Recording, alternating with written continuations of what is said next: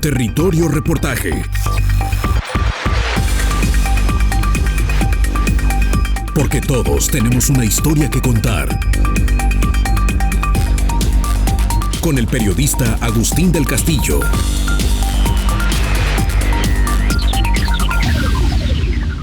El 4 de agosto de 1982, el entonces presidente de la República, José López Portillo, publicó en el Diario Oficial de la Federación el decreto para proteger la Sierra de Quila como zona de protección forestal y fáunica, con 15.192 hectáreas. Era el resultado de una gestión que realizaron los liderazgos locales del municipio de Tecolotlán, particularmente los maestros como Juan Manuel Agraz y las representaciones de alumnos, en carrera desesperada para proteger un patrimonio forestal y de vida silvestre que ya estaba en rápido deterioro. Hoy, más de 40 años después, estas montañas enclavadas 80 kilómetros al sur de Guadalajara son una explosión de vida única, pues han recuperado buena parte de sus bienes naturales y sirven de refugio a la vida animal, presionada en todas las fronteras. Uno de los ambientalistas más activos de la actualidad, el médico Jesús Valle Guzmán, quien trabaja con la dirección de la reserva, el monitoreo de especies, señala de qué modo se dio la destrucción de la naturaleza en esta región. Desde que llegué, probablemente fue una de las cosas que me ató aquí a este lugar.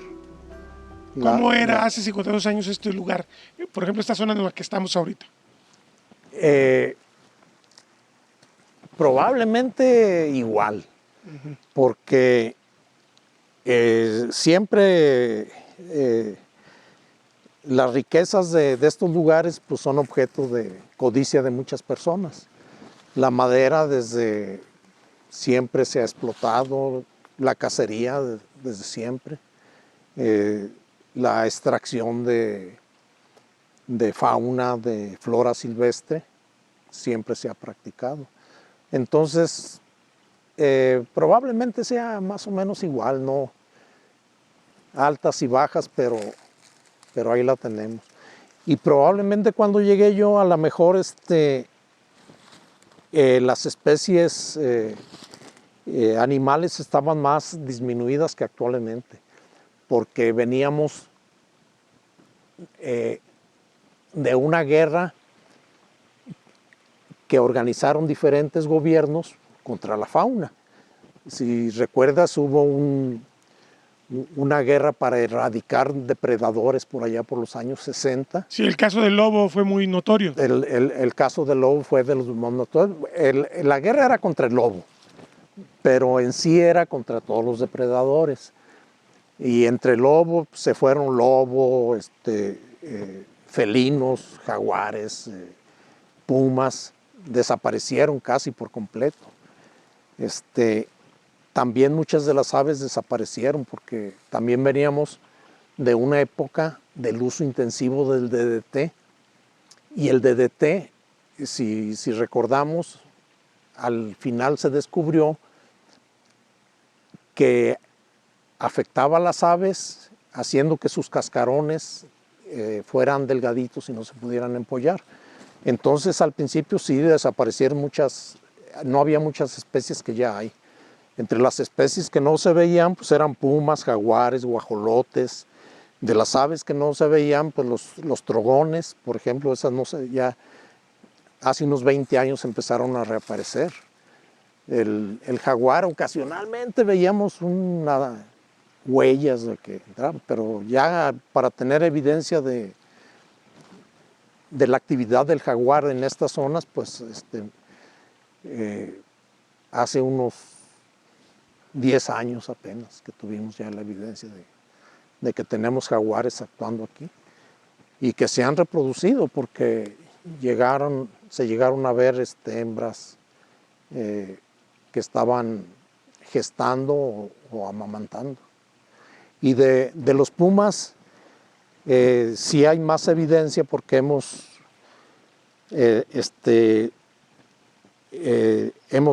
hecho videos de los pumas en lugares que tenemos cámaras por todo el año, cómo pasa la hembra cuando está gestando, cómo pasa con sus cachorros, hasta que lo saca adelante. Y tenemos una hembra que sacó un par de cachorros el año pasado y ahorita tiene otro nuevo par de cachorros muy muy buena madre, muy buena para criar pumas. Y esto demuestra que este es un buen sitio de reproducción. Sí, sí. Que hay comida suficiente, que come un puma, come venado, Venado, come pecaríes.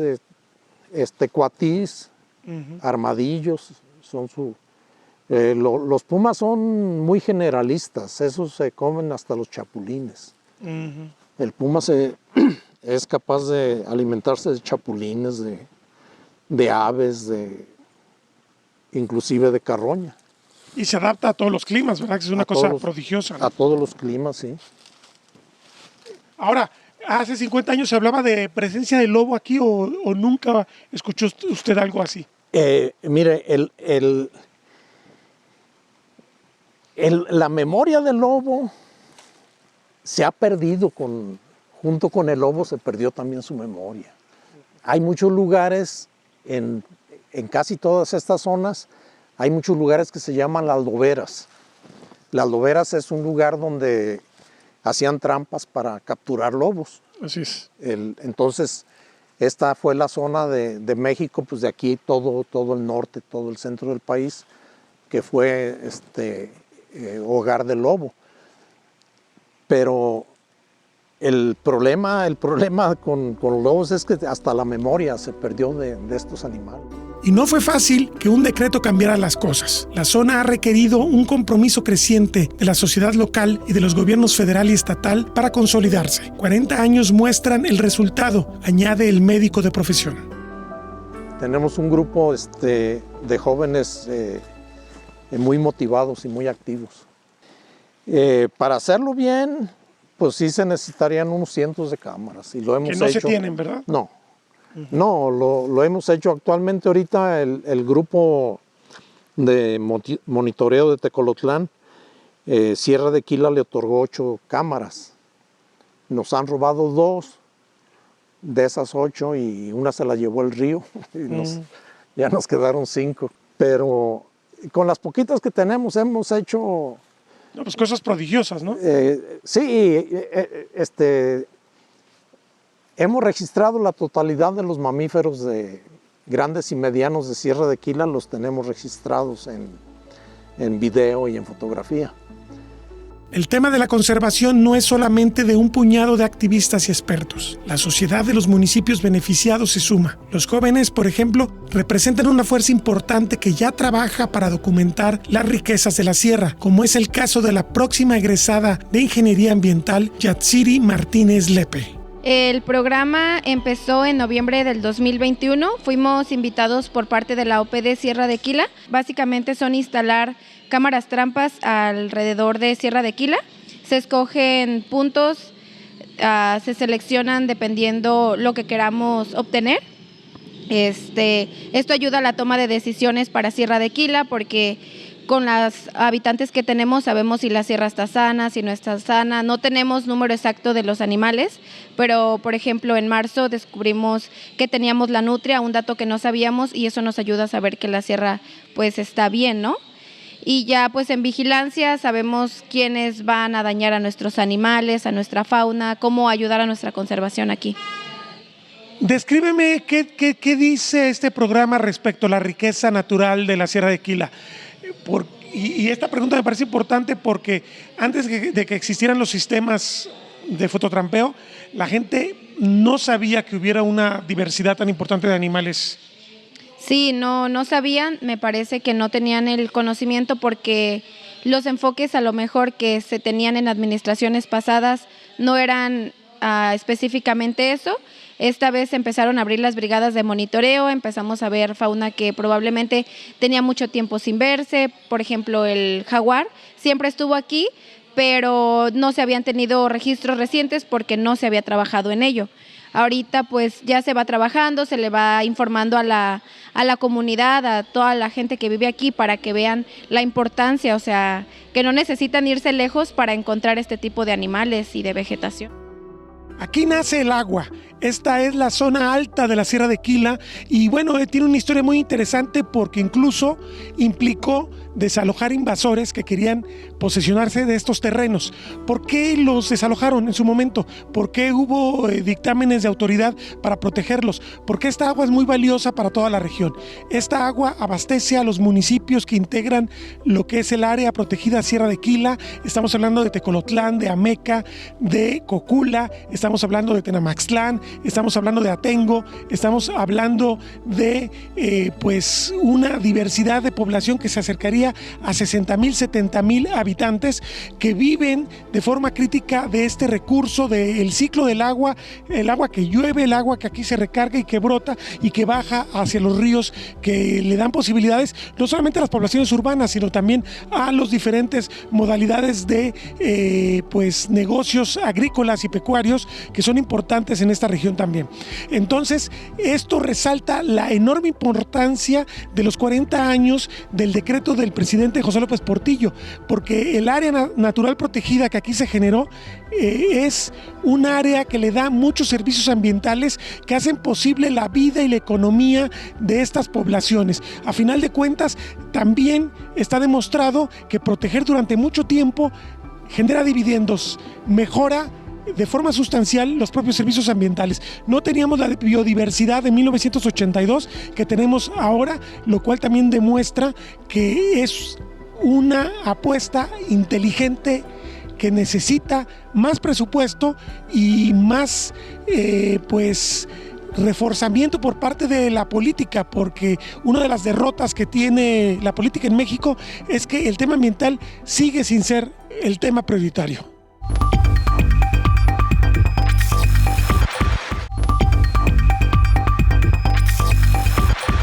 Un testigo de la historia y los cambios en estas montañas es un profesor nacido en 1933, cuando los cañones de la guerra amenguaban y comenzaba el camino para que los mexicanos empezaran a recibir bienes públicos en busca de un piso parejo para lograr su desarrollo. Don Jesús Ruela Santana hace un rápido repaso de su vida y de cómo llegó a la Sierra de Quila. Nací en Ayotitlán el 16 de abril de 1933. Hice los estudios de primero a cuarto grado en la Escuela 5 de Mayo de Ayotitlán, municipio de Tecotlán, Jalisco. Después mis padres se trasladaron aquí a Tecotlán y hice el estudio de quinto y sexto grado en la Escuela Manuel M. Diegues de esta población. Después, cuando terminé el sexto grado, mi maestra se interesó por mí para que obtuviera una plaza de profesor de primaria. No tenía más estudios más de la primaria y me dieron un nombramiento. Después me trasladé. Por primera vez me trasladé a San Buenaventura, que hice atendiendo a 60 alumnos, que fue la satisfacción más grande, que todos aprendieron a leer y escribir. Pasaron los años y allí me pasaron a una escuela de Tenamaxtlán, que se llamaba la Escuela Jalisco. Estuve un año. Después me comisionaron a la Escuela Basilio Vadillo de la Hacienda de Cofradía de los Pimientas, donde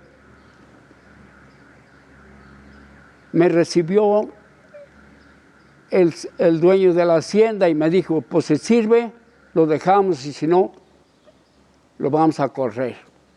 Muy bien, señor, aquí me quedo.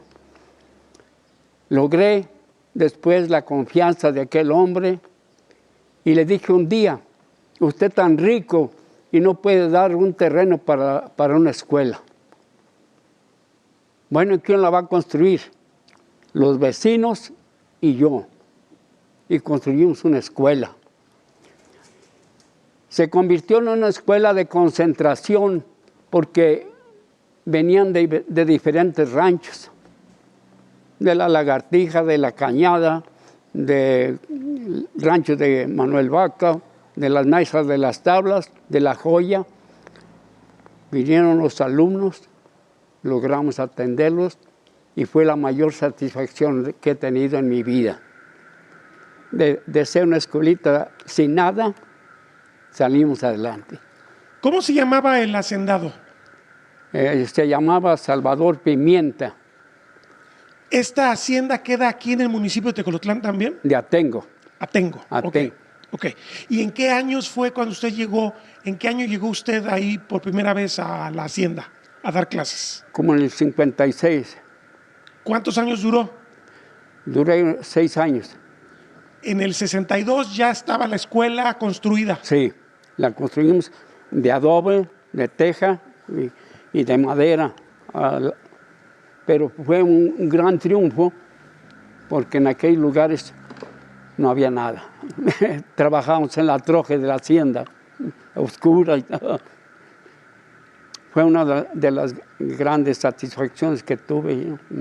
Me imagino que en esa época no había carretera pavimentada, no había servicios de electricidad, no sé si había servicios de salud. No había. Solamente pasaba un camión que iba hasta Xoyatlán. Era una carretera era de terracería. Estuve 6 años.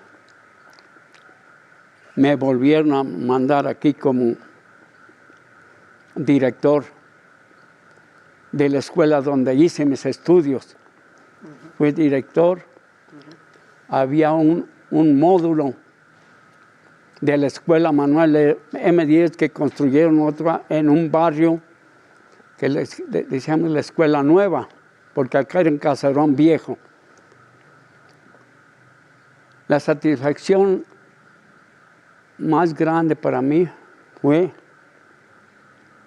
que un día una persona que conocía la Sierra de Quila me invitó a conocerla.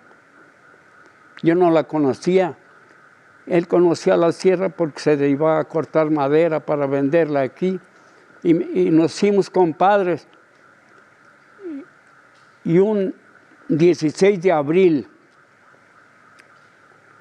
estuvimos por allá conociendo la sierra en un lugar denominado la Ciénega.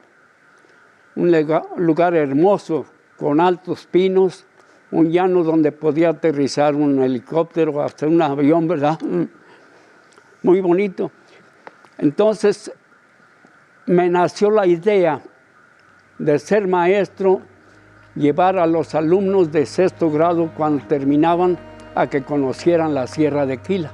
Con el paso de los años se agravó el saqueo y la destrucción de la sierra, y eso explica la presión al presidente de la República para que se protegieran sus recursos, agrega don Jesús Ruelas. Empezamos el primer año, el segundo año, se venían contentos.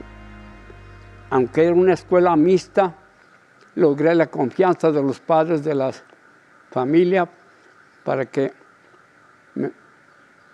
yo los llevara a este paseo que había que caminar 4 horas. Caminábamos 4 horas, llegábamos y todavía se dedicaban los niños a jugar fútbol, a disfrutar de un agua tranquila y fría del nacimiento que está en la Sierra de Quila y que sirve de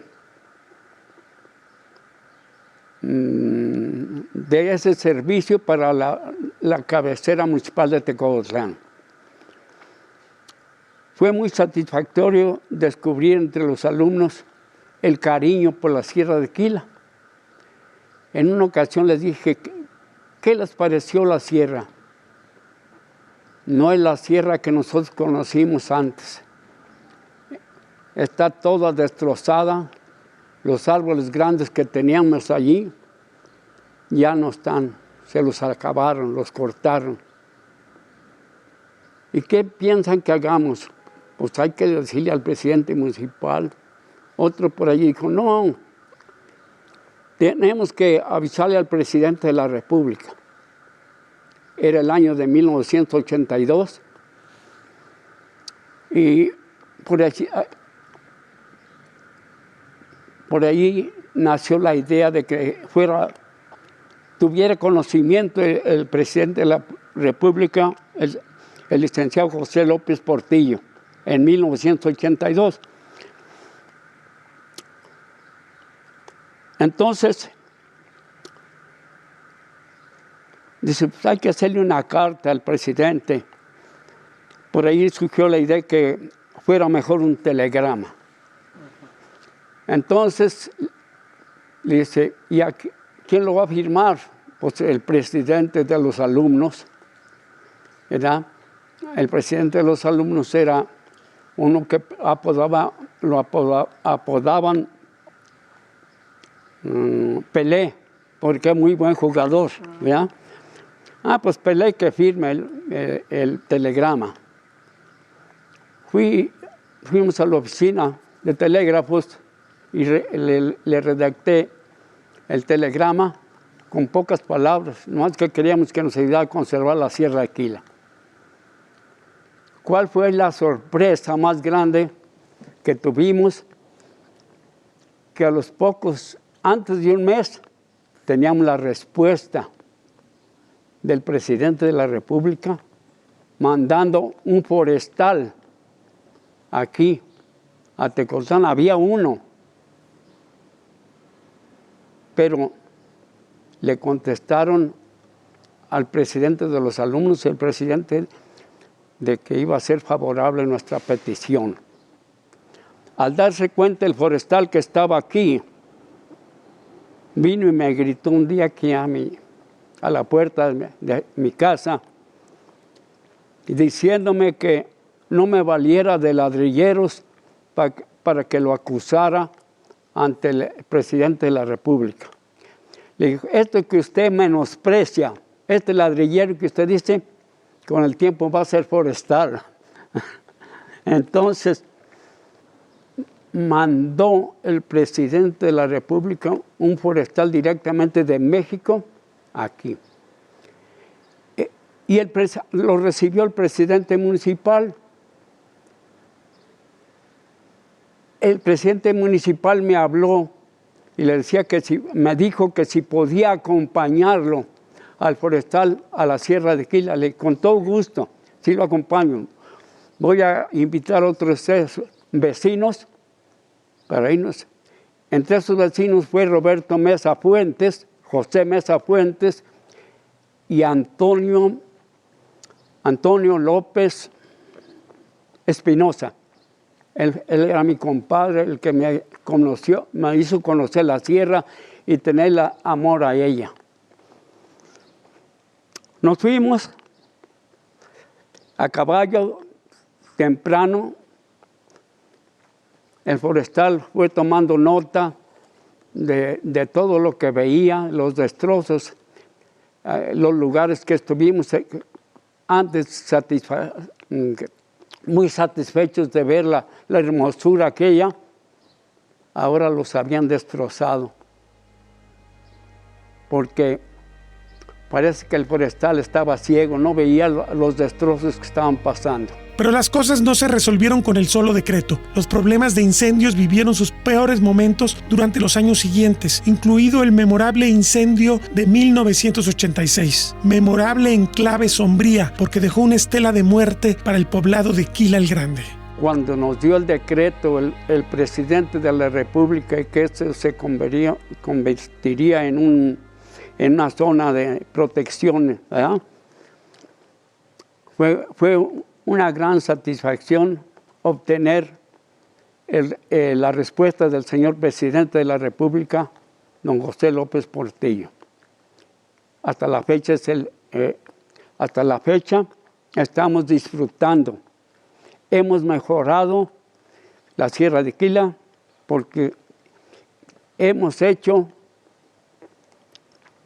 ha habido programas de saneamiento, de retención de suelos, de plagas, plagas que afectan mucho a la sierra. También uno de los problemas más graves que tiene la sierra son los incendios. Es lo que destroza más. Y fue tan cruel esta situación de los incendios que en una de esos incendios falleció mi compadre José Antonio López Espinosa y varios niños de la sierra. Entiendo que fue en 1986. En el 82 al 86. Y ahí falleció su compadre. Sí, en un incendio que hubo. Y varios niños de la delegación de Quila. Podemos ir a un lugar donde están los nombres de todas esas personas que fallecieron cuidando, defendiendo la sierra de Quila.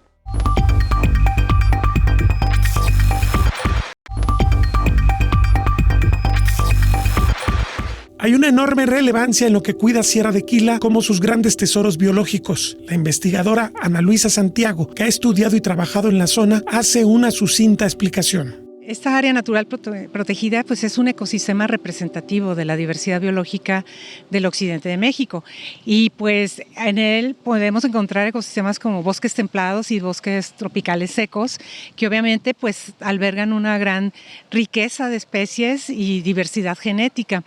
Entonces sí nos está dando unos buenos indicadores de la salud del ecosistema en la medida de que alberga una gran riqueza de fauna. Sí, eso es un buen indicador.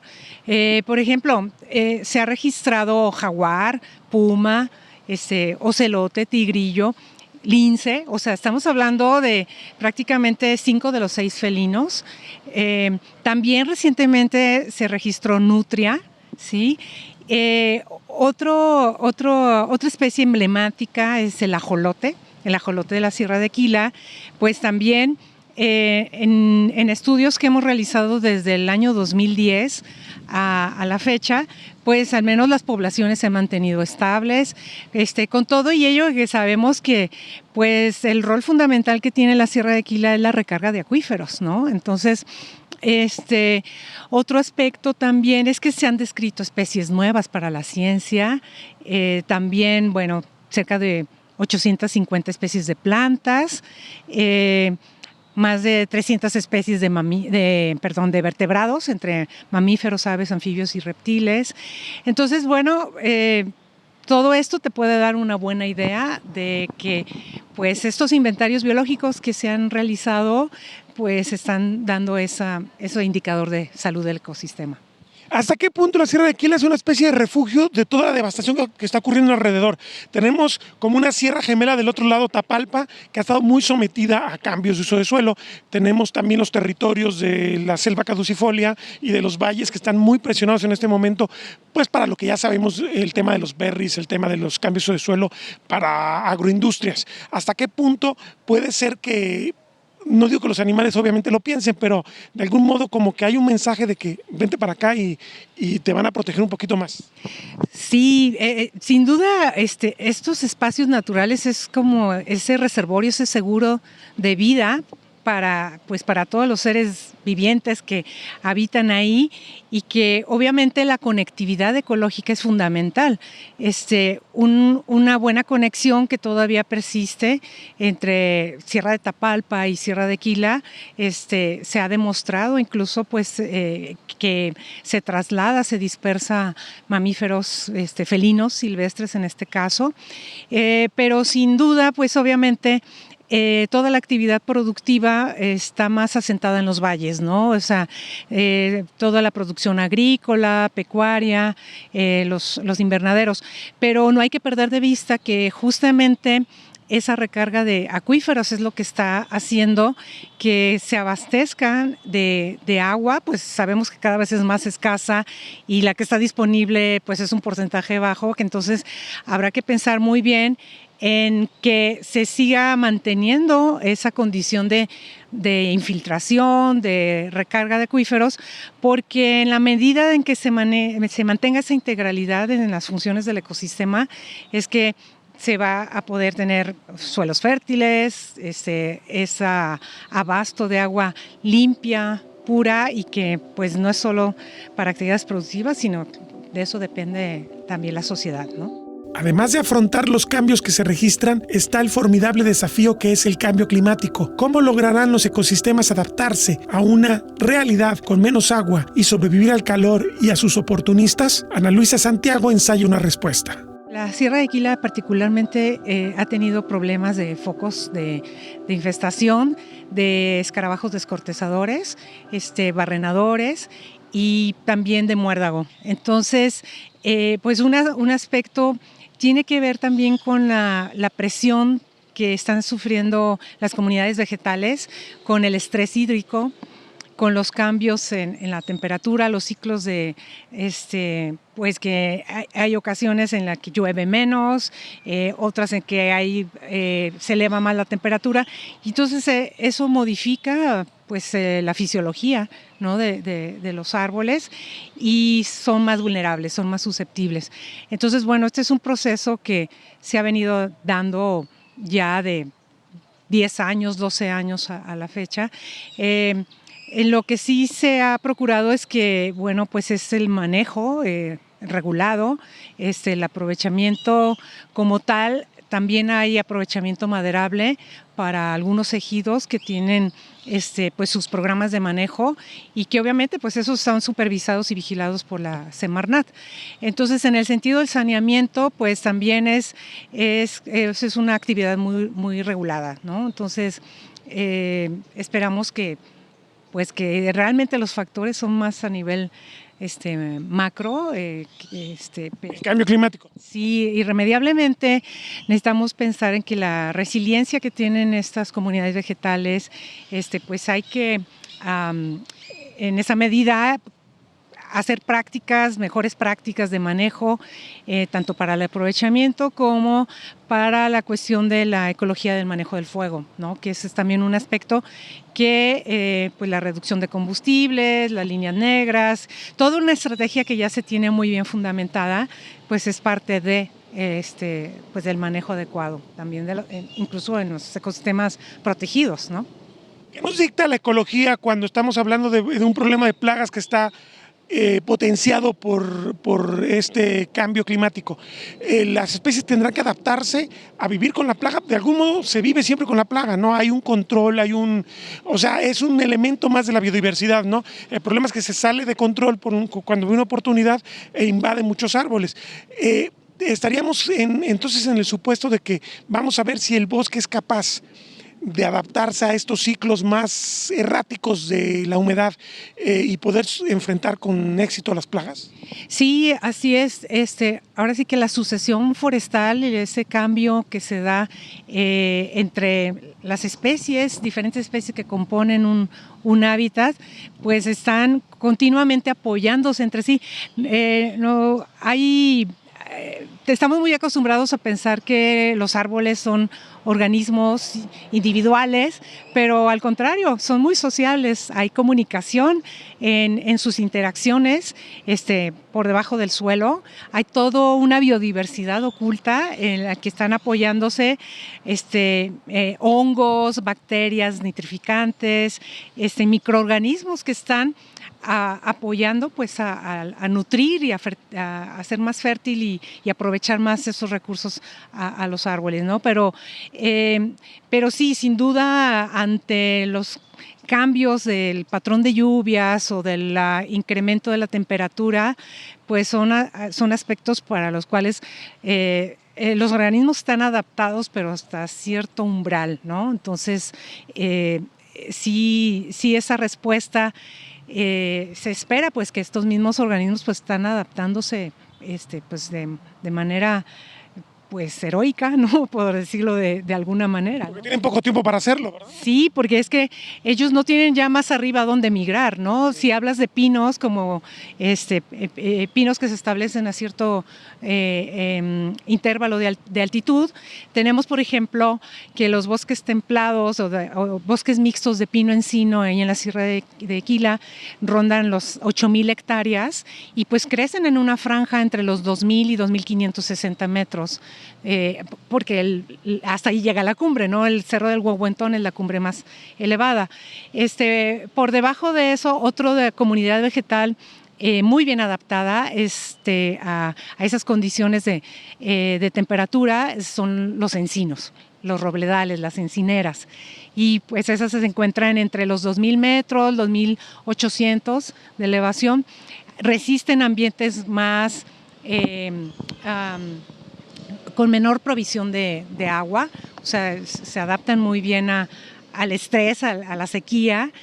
Y por debajo de ese gradiente de elevación está el bosque tropical seco, o la selva baja caducifolia, también conocida, y pues crece en suelos someros, en exposiciones al sur, pero por ejemplo puede resistir, vamos, el régimen de lluvias es de solo 4 meses en el año y 8 meses del año no hay agua.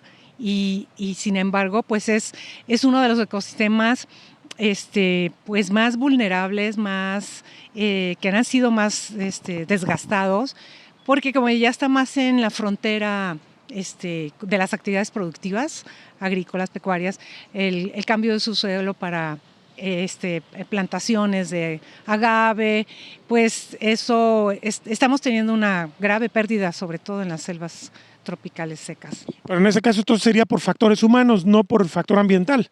Porque en el factor ambiental podríamos pensar a futuro que el gran ganón va a ser la selva caducifolia, ¿no?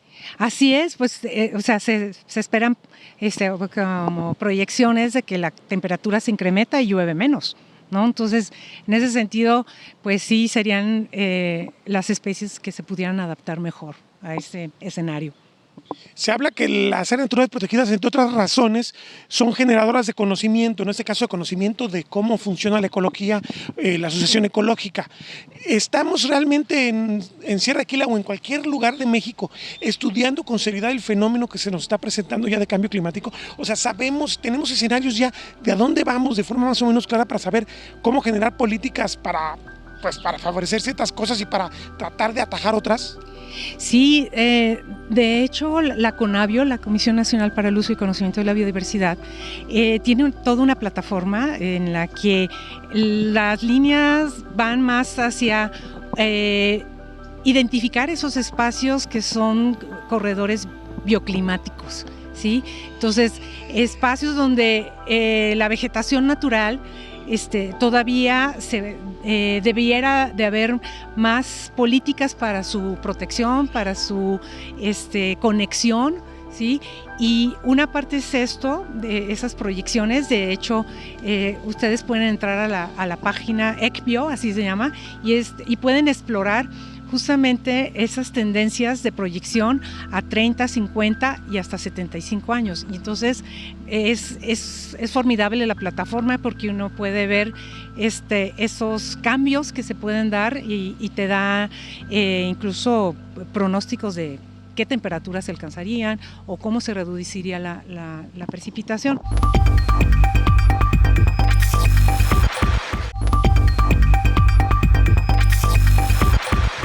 Juan Sánchez Pérez, de 59 años y nativo de Quila el Grande, hoy cuida las instalaciones públicas de la Ciénega, pero su larga trayectoria en el área protegida fue como brigadista para combatir incendios. Cuando empezó ocurrió el desastre de 1986, al que no le tocó atacar, pero señala que esa lección dura permitió establecer un sistema de trabajo que ha sido muy exitoso y que hoy está en riesgo por la reducción de los presupuestos. Yo era brigadista. Aquí en el 86 se quemaron como 9 personas allá para el Cerrito Verde. Fue uno de los hechos más tremendos de la época, de la historia de los incendios forestales. Sí, señor, aquí fue casi mundial, casi donde quiera. ¿Y por qué pasó eso? ¿Usted qué edad tenía en 80? Pues yo tenía como algunos, pues tengo 59, ya que me la cuenta, del 86. ¿Tenía como cerca de 20? Como 20 y tantos años, por ahí estaba. ¿Y usted estaba en la brigada? No, ya no, ellos entraron a trabajar, los señores esos, porque no tenían ninguna capacitación y eran puros ejidatarios. Hasta 2 niños quemaron ahí, iban a acompañar a sus padres allí y murieron porque no tenían capacitación. Y desde ahí empezaron a hacerse las brigadas que entramos nosotros. Pues. Se hacían esas brigadas con 12 personas de Quila y 12 de Lagunilla. Se conformaba con los municipios Lagunilla, El Cobre y La Mesa. Era una brigada de 12 de ahí de allá, y de Quila éramos 12 de ahí. De ahí. Pero ya capacitados. Ya capacitados, y nos dieron muchas capacitaciones. Hemos andado en 10 días de capacitaciones. Hay nomás fíjese, y aparte de capacitaciones de 3 días. Yo trabajé como unos 25 años ahí en los incendios. Y ya cada 6 meses, cada año nos daban capacitaciones. ¿Y combatía nomás aquí en la región o se movían a otras regiones? Hasta el Nevado de Colima. Hasta allá nos llevaban a Guadalajara. En la primavera anduvimos varios años ayudándoles ahí a Conafor y a muchas dependencias que trabajaban ahí. ¿Dónde fue más difícil para usted trabajar de combate a incendios? En el Nevado de Colima, todo bien, porque está muy empinado. Iba en el helicóptero a aventarle agua y estaba bien difícil, mira qué difícil estaba allí. Y allá para Guadalajara también, la última vez que fuimos, le decían el Espinazo del Diablo, allá para Zapopan. Sí. ¿Sí lo han habido aumentar? Sí, claro, fue un incendio muy grande, ¿no? Andaba un señor ahí que le decían, se llamaba Ramiro, el señor gordote. Me acuerdo que le subieron a un avión y le dijeron, oye, vas a ladearla de coco para otro lado, de tan grande que estaba. Ya te digo, estaba bien difícil ese incendio, no me acuerdo qué año fue, pero ya hace varios años. ¿Hace cuántos años usted dejó de ser combatiente de incendios? No, yo de enero para acá. Ah, apenas. Apenas, yo me pasé aquí porque ya voy a ajustar 60 años y también para que ya me retire. Ya de aquí Ahora, usted empezó entonces, después de ese incendio terrible de los 9 muertos, después. usted después empezó a hacer, ¿qué, en 87? Por ahí más o menos, en el 87, ahí tengo unos registros. Y de forma ininterrumpida, cada año usted se dedicaba. Todo el año a ser brigadista, y no digo que nos daba muchas capacitaciones, y es donde empezamos nosotros a combatir a los incendios. Ya ve cómo está aquí, que ya casi no hay, cómo está de verde, pues que no ya tiene muchos años que poco ya hay incendios. Desde cuando nosotros nos pusieron a hacer capacitaciones a todos los brigadistas, ya muy poco hubo incendios. Entonces ha valido la pena, pues. Ha valido la pena. Han trabajado bien. Ah, sí, pues ya ha visto todas las regeneraciones, todo es puro nuevo. Cuando se quemaron los señores, casi toda la gente aventaba la lumbre y nomás hacía lo tarugo, y por eso se quemaba mucho aquí. Toda esta sierra casi se acabó, pero casi todo eso que ves es puro nuevo para ahí por donde venían. Es puro árbol casi nuevo de hace 30 años para acá, por ahí más o menos. O sea, ha servido la protección de la sierra. Ha servido la protección de la sierra. Y ahora ya ha habido pues unos nuevos directores, el nuevo director que cayó, empezaron a sacar ya mucha gente y ya andan bien poquitos pues. Han estado quedando hasta 10 personas nomás ya. De ser 40 y tantos que trabajábamos aquí, se fue para abajo ya todo esto. De vez que hubieran subido a que reforzaran a la gente, y les hemos dicho, pues, si dicen que no, que el recurso ya es muy poquito, que la chingada. Yo me vine aquí, ay, dispénseme, pero yo me vine aquí, y de vez de que nos dieran el sueldo igual, nos lo rebajaron, nos dieron para abajo. Entonces, por eso ya, francamente. Entonces, está habiendo cada vez menos dinero para la área protegida. Según dicen, pues, hay los directores, que es poquito menos dinero que está cayendo aquí. Y ya a todo el brigadista nomás andan 11 trabajando, de ser casi 40. En su niñez, Juan Sánchez recuerda las montañas llenas de ganaderos y forestales, pero la protección dio frutos que hoy se recogen, mientras la sociedad humana de los alrededores se transforma al flujo de intereses alimentarios de la globalización. Más bonito porque la gente muy poco se arrimaba, era más selva. Aquí llano casi estaba libre, pues aquí era para ganado. Toda la gente de las comunidades echaban ganado aquí y aquí se mantenían todas las aguas. Ya nomás bajaban la gente sus vacas y ya les digo.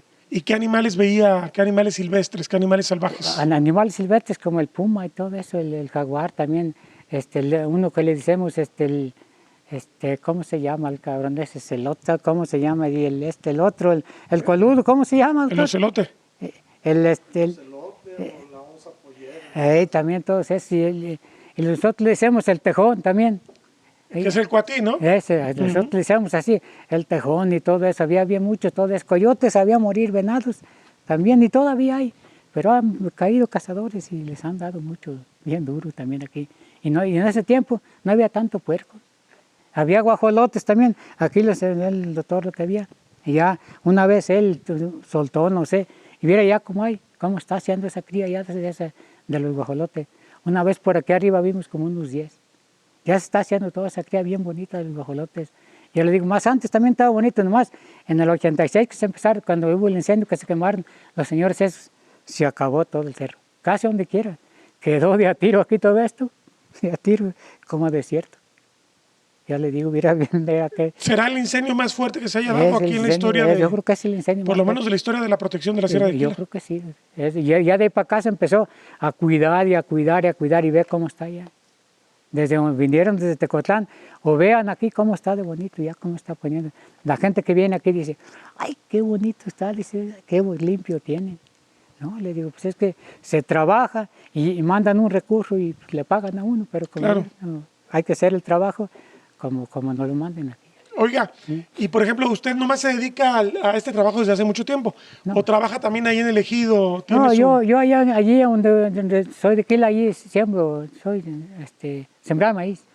Es a lo que me dedico allí. En ratos libres me pongo ahí a sembrar nomás maíz y frijol. ¿Tiene propiedad o la renta? No, tengo allí como una hectárea.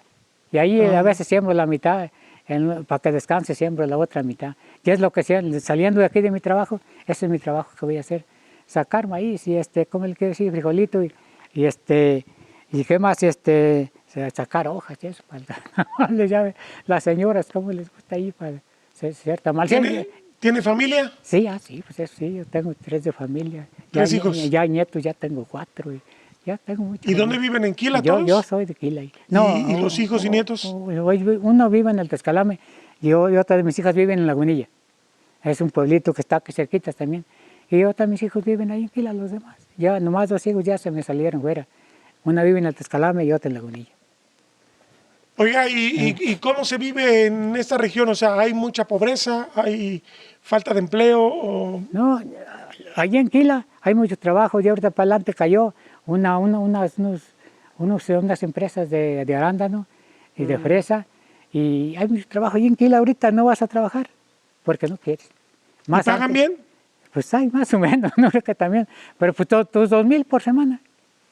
Ya por eso sale un poquito mejor, es lo que les digo a estas muchachas. Ya en el año pasado, en este año, ya medio año, yo les iba a alargar esta chingadera, francamente.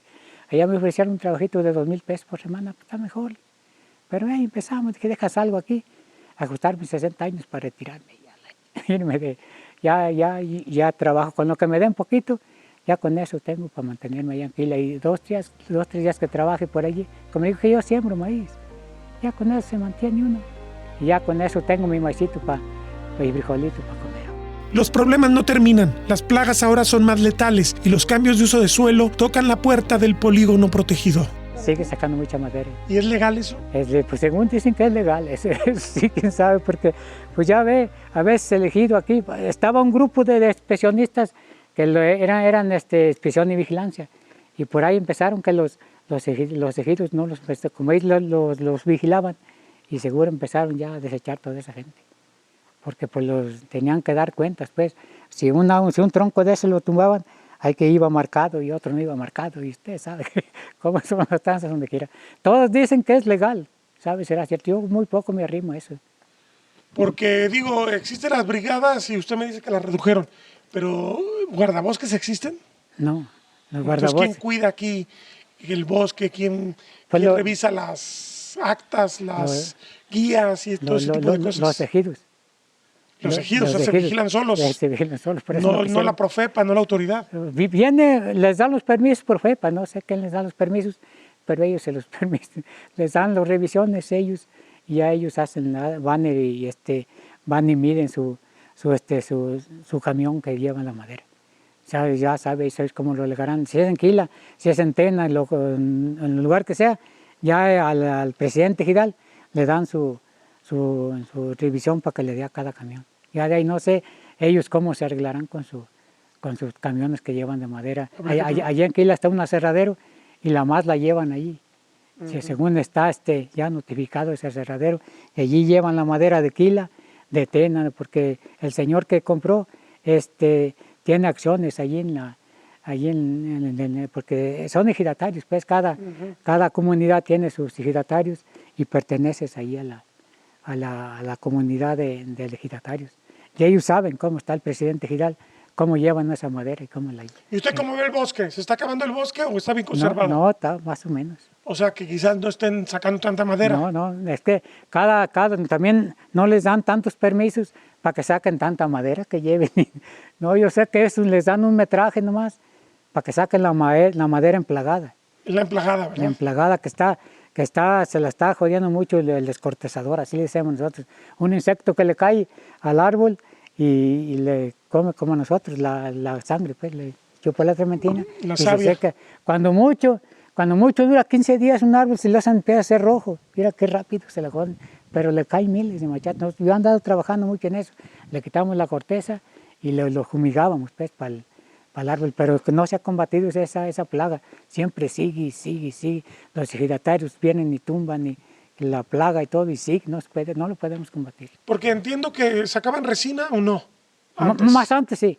Más antes que le hacían, no sé cómo le hacían para sacar había cacharritos más antes. Sí, recuerdo. Sí. Le ponían una laminita allí y le tallaban y ahí se llenaban los frasquitos. Pero ya no sacan resina. No, eso ya no.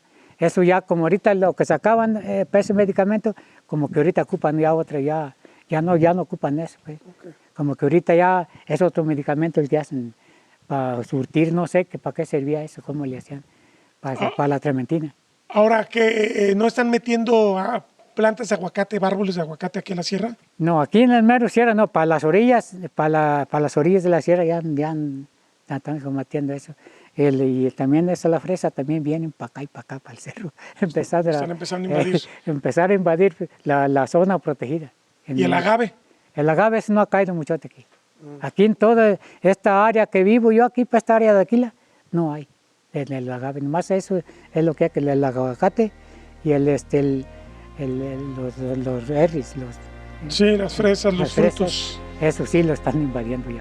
Los cambios globales y locales representan un riesgo muy elevado para conservar la Sierra de Aquila. Una de las grandes interrogantes es si se le ha preparado para enfrentarlos o esta explosión de vida que hoy capturan las fototrampas son solamente un engañoso y melancólico ocaso.